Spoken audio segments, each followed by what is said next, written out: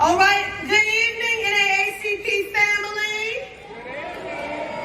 I'm gonna need y'all to bring the energy up. We're here for the Black Met Gala, all shades of blackness.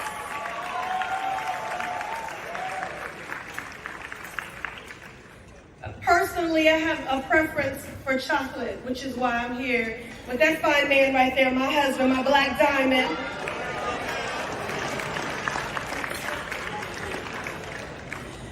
What can I say, family? They tried to bury us. They didn't know we were seeds. If the song, "You Won't Break My Soul," was a people. Let me tell you, this weekend has been good for my soul. I didn't know how much I needed this until we were in it. This convention has been a family meeting, a revival, a strategy session, and a homecoming all in one. And we look damn good while doing it. We never look like what we've been through. And while this convention has already been filled with so many moments of brilliance and meaningful conversations, tonight is what I've been looking forward to the most. The youth of the NAACP, the youth of this movement and every great movement throughout history, the youth have led in strategy and in sweat equity. And the Youth and College Division of the NAACP has always been the heart of this movement. Now we look back in order to look forward, and as we invoke those powerful testimonials of the organizers that put their bodies on the line to claim the ballot and advance our civil rights struggle. Now, we find ourselves at a critical inflection point as a country where there are those that are working daily to erase our Black history, to now regard our Black history as American history, who don't want to tell our whole history. Now, while we're in the midst of that, it is important within our own movement, especially, that we tell our whole stories. You see, our people and our predecessors aren't black and white snapshots, some sort of static image. Our people and our predecessors were real, in color, multidimensional and dynamic. People who lived and loved, who grappled with organizing infrastructure and well-intended cautionary tales. They failed and struggled, got it wrong and got it right. Now, while our NAACP movement has always benefited from a deeply intergenerational and intersectional coalition, let us not revise our own history or oversimplify the narrative. Because the truth of the matter is that there is beauty in the discord. There is beauty in the deliberation. There is beauty in the tension. Progress in pursuit of justice is about the will of the people. But progress rarely comes from a consensus position. The default status quo can often feel safer, deeply unjust, but familiar. Some would say better the broken normal than the unknown change that some would caution.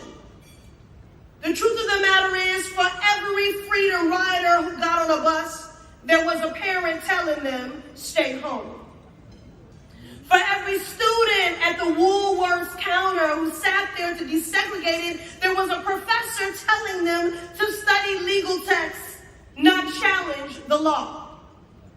For every Black woman who put their name on the ballot, there was a loving elder telling her to wait your turn.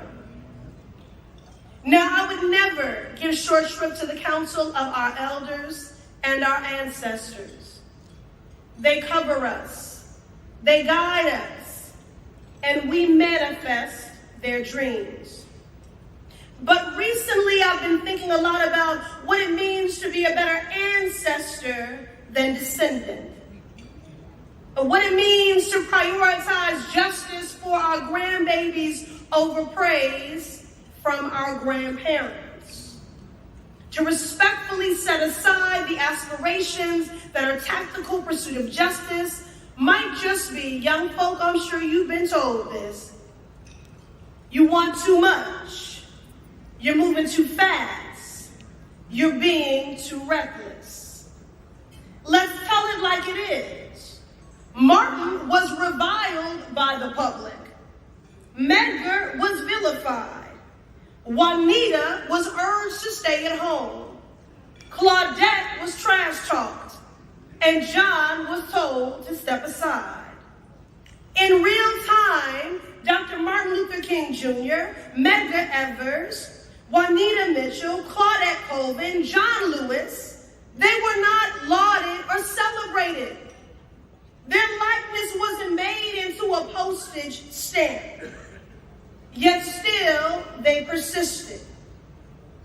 Because in the midst of daily indignities, police brutality, policy violence that threatened and claimed the lives of our people, they could see to the other side. Now, to find our way through nightmares, we have to speak about our dreams. I'm sure you all have heard the story at the famous March on Washington for Jobs and Justice. Do you know they did not want Martin Luther King Jr. to speak? And when he did speak, they had approved a different speech. But when he got up there, and Mahalia said, Martin, tell them about the dream. Rather than sit in that moment in the deficit of our struggles, he chose to enumerate and give us a dream. So even in the midst of the nightmare we find ourselves in, we have to speak about our dreams. And we have to do it in vivid detail. We have to set course like Harriet Tubman did towards a North Star that pushes the bounds of conventional wisdom and well-intended advice. We have to speak in vibrant detail about a vision for a truly just America. In a truly just America, every person has a loving and safe home to call their own. In a truly just America, Black mamas welcome their babies surrounded by support and excellent care. In a truly just America, Black trans lives matter. In a truly just America, we can drink the water and breathe the air. In a truly just America, abortion care is treated as the routine medical care that it is and readily accessible to anyone who seeks it.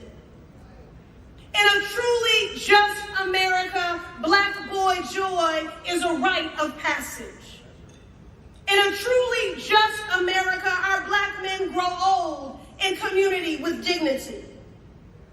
In a truly just America, our legal system is defined by healing and repair, not profits and family separation. In a truly just America, voting is easier than ordering a cup of coffee.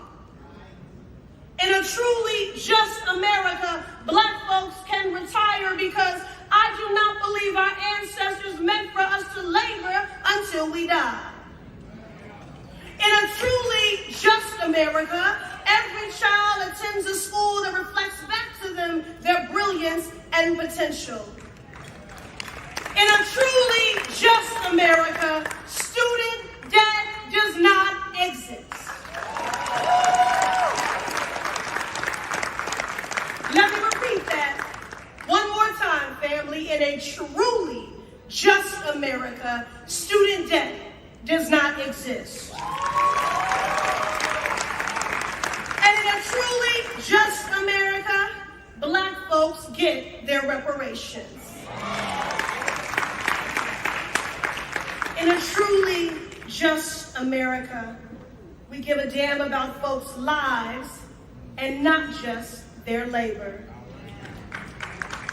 To each of you gathered here tonight, let me say, I don't know if we'll be lauded in the pages of the history books or if we'll be relegated to a footnote. But what matters is our lasting impact. Just like in the early chapters of the Civil Rights Movement, there are many names recorded in history, but many more, millions more, nameless and faceless. Young and old, athletes and artists,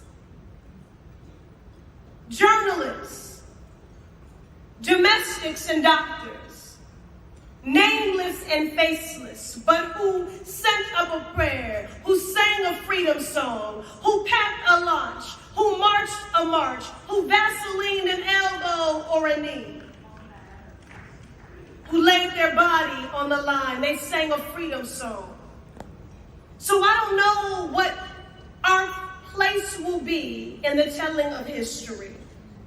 But as an NAACP movement, our impact is undeniable. Let this moment in Boston be the moment where we recommit to being bold and unapologetic in the pursuit of justice. For every person gathered here tonight has an essential role to play in our shared movement. Now, I can call on each of you, I'm challenging you in this moment, to be unrelenting and persistent, to stay woke, stay Black, and vigilant, to be as bold and radical, and when I say radical, I'm referencing the definition of Angela Y. Davis, to get at the root of things.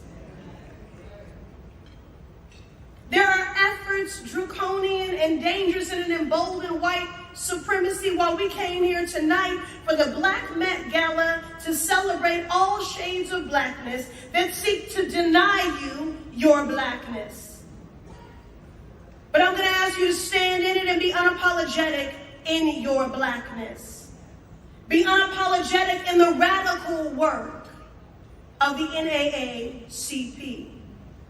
But I'm also going to ask you to hold comparable space while doing that radical work, to hold space for your radical healing and your radical joy.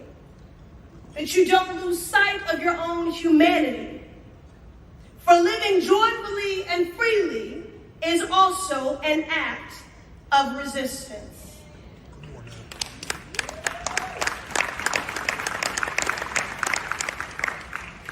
To quote the great poets Beyonce and Kendrick Lamar, freedom, freedom, where are you? I need freedom too. I break chains all by myself. I know that's right. We find ourselves in deeply consequential times. But the NAACP Youth and College Division know that in the midst of these consequential times, I have never been more hopeful. And you are the reason why. Family, I love you.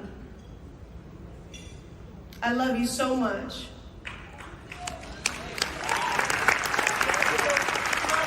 I love you, and I thank you. And to my NAACP family here in the Massachusetts 7, it is a humbling honor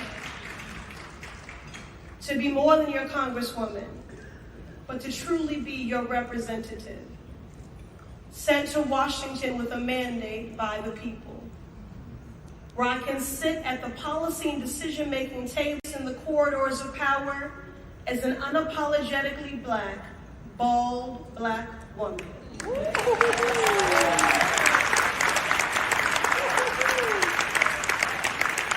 When Shirley Chisholm was asked how she wanted to be remembered, she said she did not want to be remembered as the first Black woman to serve in the House of Representatives, nor did she want to be remembered as the first Black woman to pursue the U.S. presidency. She simply wanted to be remembered as a Black woman who dared to be herself.